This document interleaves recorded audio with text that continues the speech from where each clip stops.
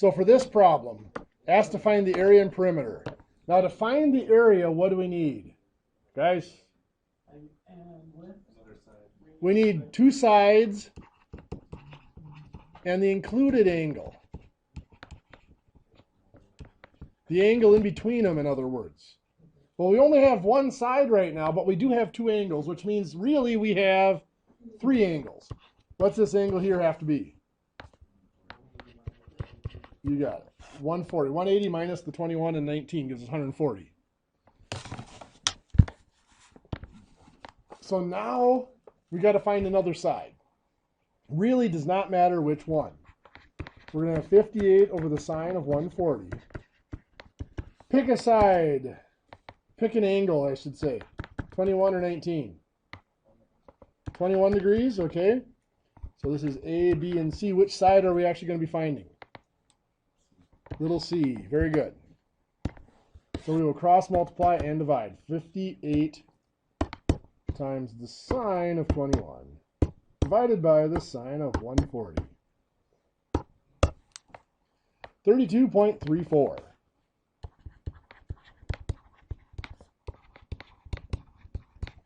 Now that we have that, we can find the area.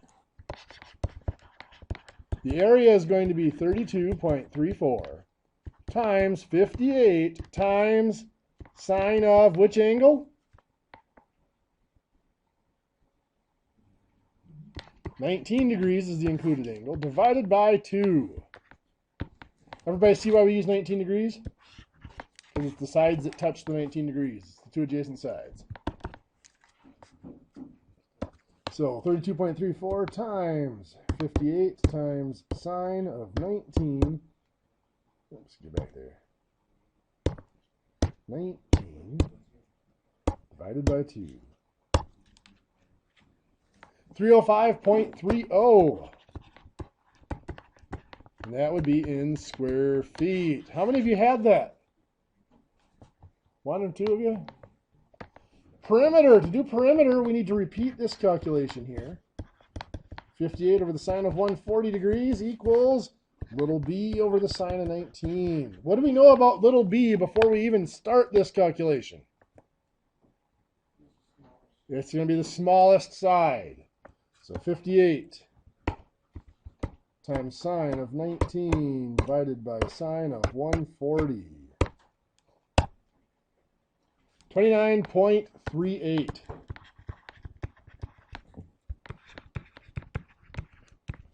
So now we just have to add up the 29.38 plus the 32.34 plus the 58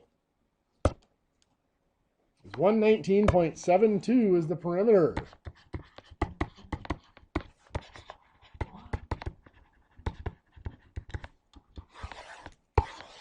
What do you guys think of those? Okay? Workable? Okay, so now we had a worksheet from yesterday. I want to take a couple minutes to take a peek at that first. On that worksheet, it says 4-18, right? Make sure I got the right one. Both 1 and 2 have the same answer. Why would they have the same answer? Because they both have sides of 60 and 85, and an angle, the one has an angle of 60, the other has an angle of 120 degrees, which are supplements, which will have the same sign. So both 1 and 2 are 2,208.4 square feet.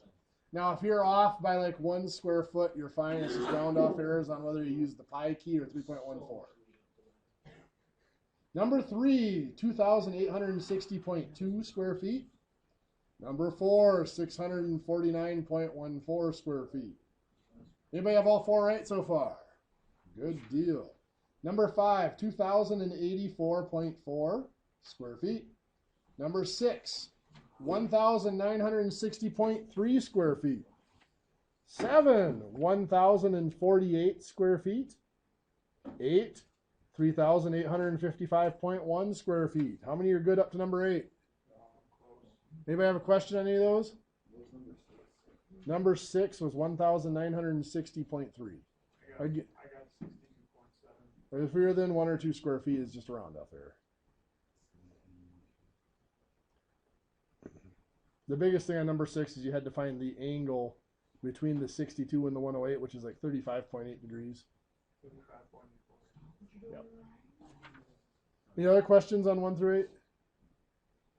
Number 9, 2036.2.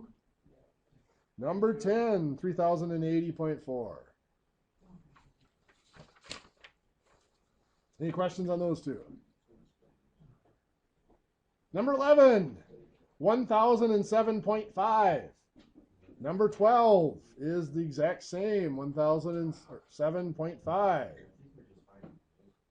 13, 1677.7.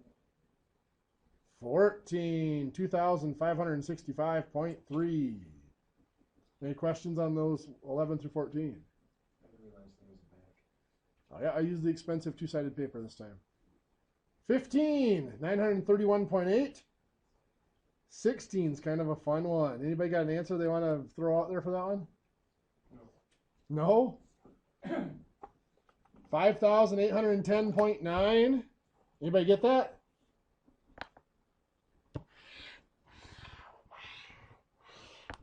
This one here, you just got to cut it across here. So now you've got 72, 99 degrees, and 112. That's one triangle. Up here you got the 99, 142 degrees, and 60. That's the other triangle. So you're just finding two triangles and adding them together. Make sense? 17 and 18 are regular polygons. Number 17 could have been cut, since it's a hexagon, like this. Being a regular hexagon, what does this angle here have to be? Well, the angle sum has to be how much? 6 minus 2 times 180, right? It's the number of angles minus 2 times 180, which is 720 degrees. Divided by 6 angles gives us 120 degrees per angle. So that angle there has to be 120 degrees. Now when we chop it into triangles like this, what happens to that angle? It gets cut in half, right? This is 60 here and 60 here. So this is 60, and this is 60 all the way around. So what's this one in the middle have to be? Well, that's just 360 divided by 6, right? Or 60. That's a second way of finding that angle, by the way. Let's say I have a, pretend that's 10-sided. I gave up on trying to draw it because it was going to look horrible. This angle right here has to be how much? 36 degrees. How did I get that? 360 divided by 10, because there's going to be 10 of those wedges around there, right? Well, guess what? These two angles then have to make up the difference between 36 and 180. So this big angle here is 144 degrees. That's just 180 minus this central angle. Why did I divide it by 2?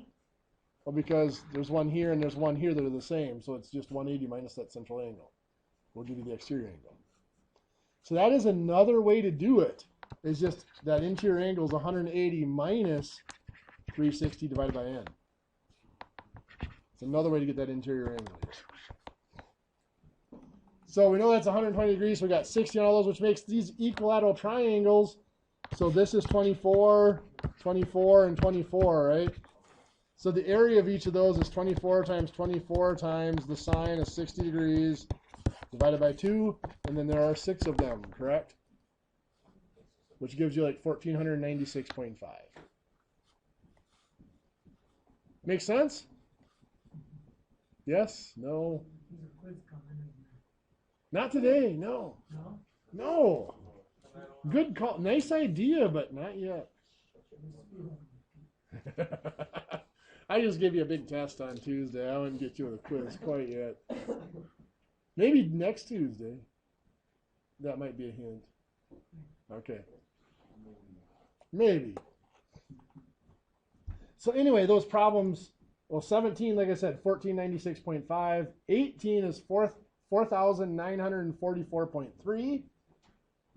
19 is just another variation of 16. You've got two triangles, you find them each and add them together. 4,796 square feet. Anybody have any major questions on that one? Drew, did you get the correct answer to number 20? Yeah? There was no number 20, man. Okay. But nice try. So anyway, today we're going to explore number 17 and 18 a little bit more. If we have a regular polygon,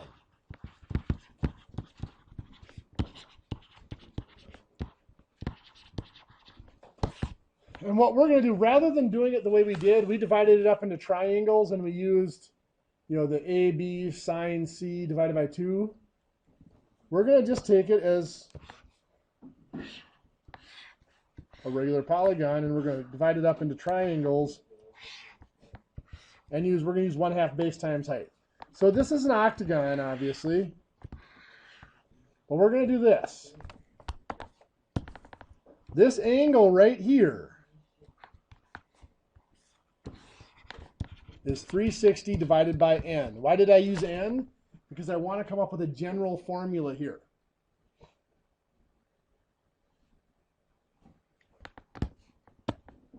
So now if I cut this in half like this, that'll make a right angle here. It'll cut this in half right here. Those two will be equal. And it'll also cut this angle in half, won't it? So now here's what I have from here. This angle is half of that. So that's 180 divided by n.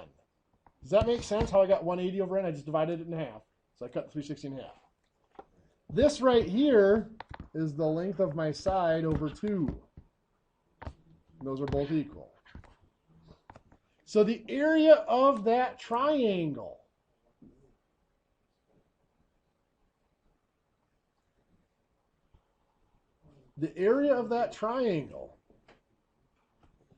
is this height right here,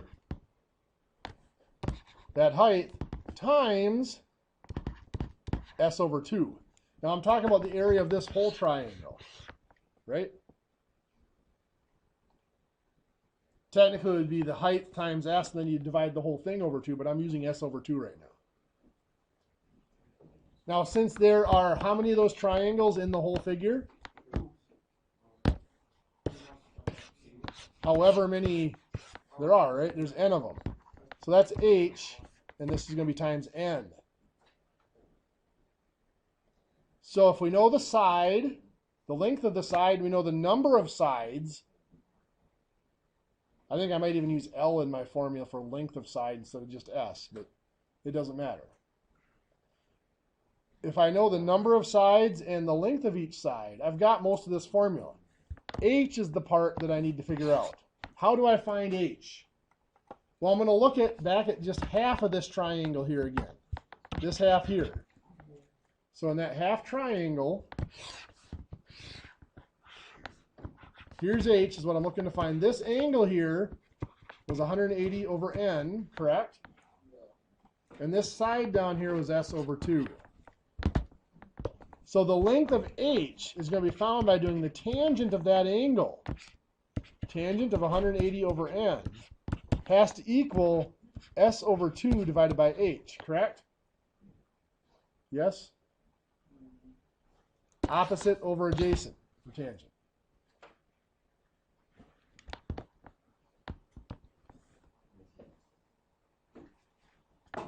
So to find h from this formula, I'm going to do this. I'm going to cross multiply. So 1 times s over 2 is just s over 2, correct?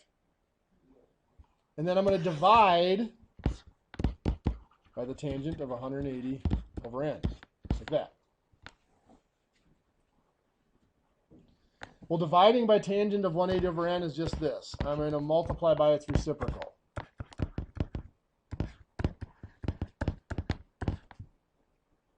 That's my height, right there. So back up to this formula here. It was height times s over 2 times n. So my area is going to be my height, s over 2 times 1 over tangent of 180 over n, times s over 2 and then times n. So times another s over 2, and I'm going to make this n over 1. So what I have here is I have s times 1 times s times n.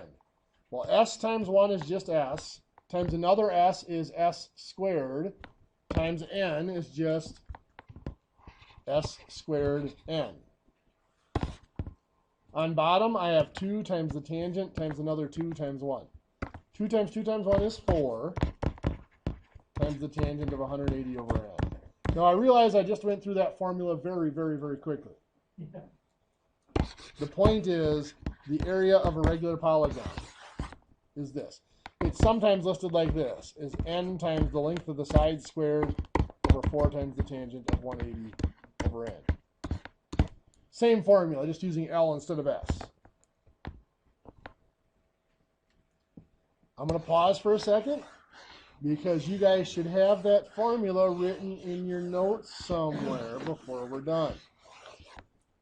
In either form or both forms. I'd recommend probably both forms just to make sure.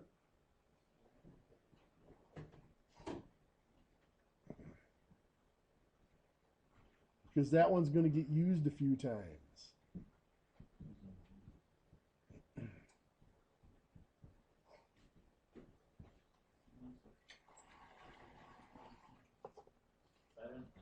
That's an L here, yes. Yep. All I did was I replaced S with L. Call it length instead of side. Now this only works for a regular polygon. So a regular means all the sides are the same, all the angles are the same. But in construction, you more often use regular polygons than anything else. So for this one here, let's say that I got a side. You're hired to build a gazebo with an 8-foot side. It's an octagon gazebo and 8 feet on a side. You want to figure out what type of area that's going to take up. One of the reasons why you'd want to do that is, of course, for permits. In certain areas, if the area is more than a certain amount, you got to have a permit. If it's less than a certain amount, you don't need a permit, a building permit. I don't remember what it is. It's like 200 square feet or something like that in Rice Lake. If it's more than 200 square feet, you got to have a building permit. It might even be less than that. It might be down to 100 square feet after the last revisions. So anyway, how do we find the area? Now, what is n going to be here? How many sides does this have? 8 sides. What's L? 8 feet. That's all we need to know. Our area is then going to be 8 times 8 squared over 4 times the tangent of 180 divided by n, which is 8. Now to put this in your calculator, you do have to be careful. So this is going to be 8 times 8 squared. That part's okay. But you got to do divided by, and you got to put in parentheses 4 times the tangent of 180 divided by 8. Now at the end of your tangent, you got to put in 2 close parentheses. Mike and Nick, yours are going to work a little bit different. I'll show you how to put yours in just a second. So I hit equals, that's 309.02 square feet. Did you guys get that to work on your calculators? Okay. Now, for Mike and Nick, you guys are going to have to do this a little different. You're still going to put in 8 times 8 squared. Then you're going to do divided by 4. Then you're going to do divided by parentheses 180 divided by 8, close parentheses, and then hit your tangent button, then equals. See if that works out.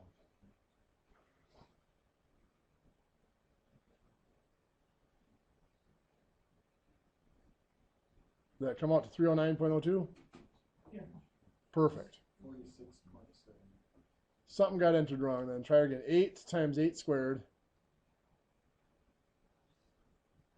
divided by 4 divided by open parentheses 180 divided by 8 close parentheses, and then hit the tangent and then equals. Now, are you hitting the equals button at any point during the process of this? No. Okay, yeah. Make sure you don't hit the equals button until the very end. 4 divided by 180 over 8. Yeah, 4 divided by, then parentheses, 180 divided by 8. Close parentheses, then tangent. You got to enter it exactly like it appears right here. Still not working? Okay, perfect. So I want you guys to try one here.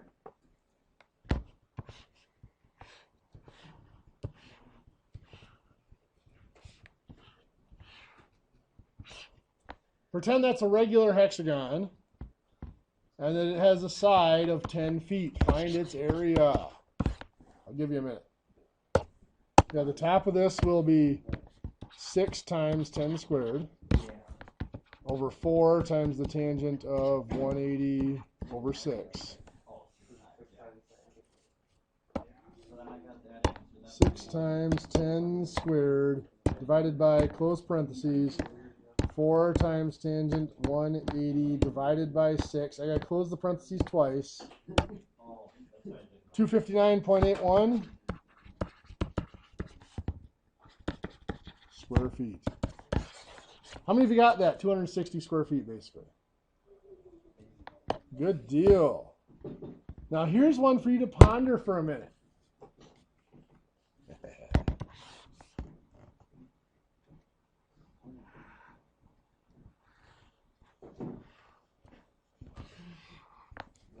Basically 260, 259.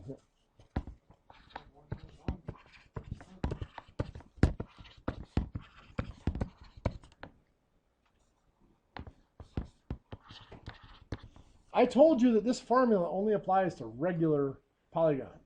So does that mean we can't use it here? No, you can. Yeah, we can. This really is a regular polygon. If I cut it here and here, move this piece over, right? It's a regular polygon. So what I have is a regular polygon with a rectangle stuck in the middle of it. How big is this rectangle? Well, this length is 20. You are correct. This length here, however, is going to be a little trickier, isn't it? What's this angle right here? 180 minus 360 over 8, right? That would be an octagon. 180 minus 360 divided by 8. 135 degrees. Which means if I cut it like this, this angle here is left with 45 degrees, correct? So this is 45 degrees. This is 8 feet. This over here would be the opposite side. So this is going to be sine. Opposite over 8 equals sine of 45. So sine of 45 times 8 gives us 5.66. Correct? So this is 5.66. This is 5.66. Yep. So times 2 basically. And plus the 8 feet, because this is going to be 8. So that is 19.31 across there. So that's 20 feet by 19.31 feet for the rectangle. So that part we can do. So take 19.31 times 20 is 386.27 square feet for the rectangle. That's part 1. Then for the regular octagon, it's going to be 8 times 8 squared, 8 sides, 8 foot per sides, over 4 times the tangent of 180 over 8. So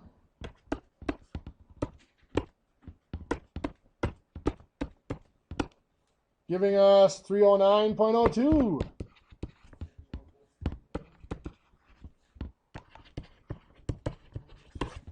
Get 695.29 square feet. What do you think? Better than a sharp stick in the eye? Exactly the same. About the same. I'm going to give you a worksheet on these. I'm going to give you 10 or 15 minutes to work, and then we're going to jump into our next lecture.